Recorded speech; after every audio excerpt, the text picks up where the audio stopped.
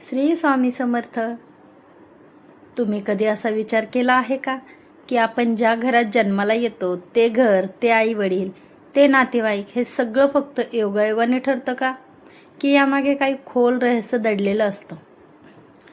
गरुड पुराणानुसार हे काहीही योगायोग नसून आत्मा स्वतःच आपलं पुढचा जन्म आणि त्यासाठी लागणारा परिवार निवडतो. हा विषय ऐकायला जरी आश्चर्यकारक वाटत असेल तरी पुराणामध्ये याबद्दल स्पष्ट वर्णन दिलेले आहे. जेव्हा एखाद्या मनुष्याचा मृत्यू होतो तेव्हा त्याचं शरीर इथेच राहते, पण आत्मा आपल्या पुढच्या प्रवासासाठी निघतो. मृत्यूनंतर काही काळ आत्मा पृथ्वीवरच राहतो. तो आपल्या घराकडे पाहतो, आपल्या कुटुंबाला पाहतो आणि आपल्या आयुष्यात केलेल्या कर्माचा विचार करतो.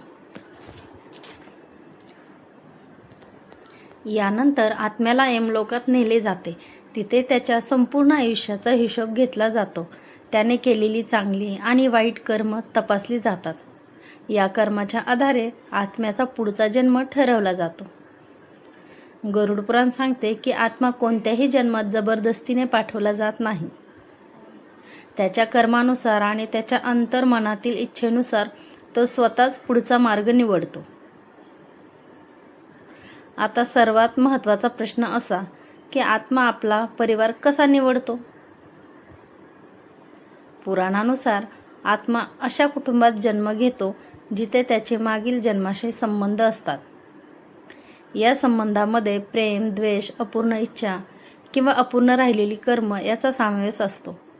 काही वेळा आत्मा अशा कुटुंबात जन्म घेतो जिथे त्याला काही ऋण फेडायचे असतात. याचा अर्थ असा की आपल्या आयुष्यातील नाती ही केवळ या जन्मापुरती मर्यादित नसतात. ती मागील जन्मापासून चालत आलेली असतात. जर एखाद्या व्यक्तीने मागील जन्मात कोणाला दुखावले असेल तर पुढच्या जन्मात तो त्या व्यक्तीच्या जवळच्या नात्यात जन्म घेऊ शकतो, जेणेकरून त्या नात्यातून तो आपले कर्म फेडू शकेल. त्याचप्रमाणे जर एखाद्या व्यक्तीने खूप चांगली कर्म केली असतील तर त्याला पुढच्या जन्मात चांगला आणि सुखी परिवार मिळतो. गरुड पुराणात असेही सांगितले आहे की काही आत्मे स्वतःच्या इच्छेने विशिष्ट कुटुंबात जन्म घेतात.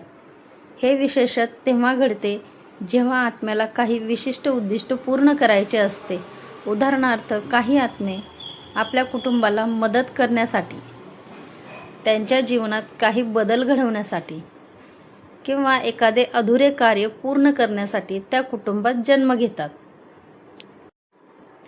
आत्म्याच्या या निवडीमागे केवळ कर्मच नसतात तर त्याच्या शिकवण्याचा प्रक्रियाचाही मोठा भाग असतो. प्रत्येक जन्म हा आत्म्यासाठी एक शिकण्याची संधी आहे. आत्मा अशा परिस्थितीची निवड करतो जिथे त्याला काही नवीन शिकता येईल, काही चुका सुधारता येतील आणि स्वतःला अधिक उन्नत करता येईल. यामुळेच काही लोक खूप कठीण परिस्थितीत जन्म घेतात, तर काही लोकांना जन्मापासूनच सर्व सुविधा मिळतात. हे सर्व त्याच्या मागील कर्मावर आणि आत्म्याच्या निवडीवर अवलंबून असते. गरुड पुराणात असेही म्हटले आहे की गर्भधारणेच्या वेळी आत्मा त्या आईच्या गर्भात प्रवेश करतो जिची निवड त्याने आधीच केलेली असते. त्या क्षणापासून त्याचा नवीन जीवन प्रवास सुरू होतो. गर्भामध्ये असताना देखील आत्मा आपल्या मागील जन्माची काही अशी आठवण ठेवतो, पण जन्म घेतल्यानंतर ती आठवण हळूहळू नष्ट होते. यामुळेच आपण आपल्या मागील जन्माबद्दल काहीही आठवू शकत नाही. परंतु काही वेळा लहान मुलांच्या वागण्यात किंवा बोलण्यात असे काही संकेत दिसतात ज्यामुळे असे वाटते की त्यांना काहीतरी आधीच माहीत आहे.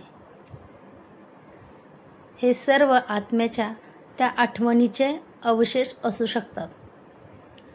गरुड पुराणानुसार आत्म्याचा हा प्रवास अखंड चालू राहतो जोपर्यंत तो मोक्ष प्राप्त करत नाही. मोक्ष म्हणजे जन्म मृत्यूच्या चक्रातून पूर्ण मुक्ती. जोपर्यंत आत्म्याची सर्व कर्म संपत नाहीत तोपर्यंत त्याला पुन्हा पुन्हा जन्म घ्यावा लागतो. म्हणूनच आपल्या आयुष्यातील प्रत्येक कृती महत्त्वाची असते. आपण आज जे काही करतो त्याचा परिणाम आपल्या पुढील जन्मावर होणार असतो. जर आपण चांगली कर्म केली तर आपल्याला पुढील जन्मात चांगले परिणाम मिळतील, आणि जर आपण वाईट कर्म केली तर त्याचे परिणामही आपल्याला भोगावे लागतात. म्हणूनच गरुड पुराण आपल्याला सतत चांगले वागण्याचा आणि चांगली कर्म करण्याचा संदेश देते. आपल्या आयुष्यातील प्रत्येक नातं, प्रत्येक घटना आणि प्रत्येक अनुभव हा काहीतरी शिकवण्यासाठीच असतो. जर आपण या गोष्टी समजून घेतल्या तर आपण आपल्या आयुष्याला अधिक अर्थपूर्ण बनवू शकतो. शेवटी एक गोष्ट लक्षात ठेवा, आपला जन्म हा अपघात नसून एक नियोजित प्रक्रिया आहे. आपण ज्या परिवारात जन्म घेतला आहे तो आपणच निवडलेला आहे. म्हणून त्या नात्याचा आदर करा, त्यांना जपा आणि आपल्या आयुष्याला योग्य दिशेने घ्या. म्हणूनच मित्रांनो, आपण ज्या घरात जन्माला आलो, ज्या आईवडिलांना मिळालो, जी नाती आपल्याला मिळाली, ती सगळी काही योगायोगाने नाहीत. गरुड पुराणानुसार हा सगळा आपल्या आत्म्याने घेतलेला निर्णय आहे. आपणच हा परिवार निवडला आहे, काही शिकवण्यासाठी, काही पूर्ण करण्यासाठी आणि काही ऋण फेडण्यासाठी. म्हणून आयुष्यात कधीही आपल्या नात्यांना कमी समजू नका.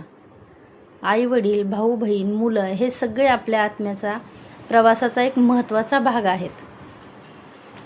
आजपासून एक गोष्ट नक्की लक्षात ठेवा, तुमच्या आयुष्यात जे काही आहे, जसे लोक आहेत, ते सगळे काही कारणानेच आहेत. जर हा व्हिडिओ तुम्हाला विचार करायला भाग पाडला असेल तर एकदा शांतपणे स्वतःकडे आणि आपल्या नात्याकडे बघा. कदाचित तुम्हाला त्या मागचं खरं कारण समजायला सुरुवात होईल. आणि शेवटी जर तुम्हाला अशाच गूढ आणि आध्यात्मिक गोष्टी जाणून घ्यायच्या असतील तर हा व्हिडिओ लाईक करा, शेअर करा आणि चॅनेलला नक्की सबस्क्राईब करा. पुन्हा भेटूया एका नवीन आणि रहस्यमय विषयासोबत. तोपर्यंत श्री स्वामी समर्थ. धन्यवाद.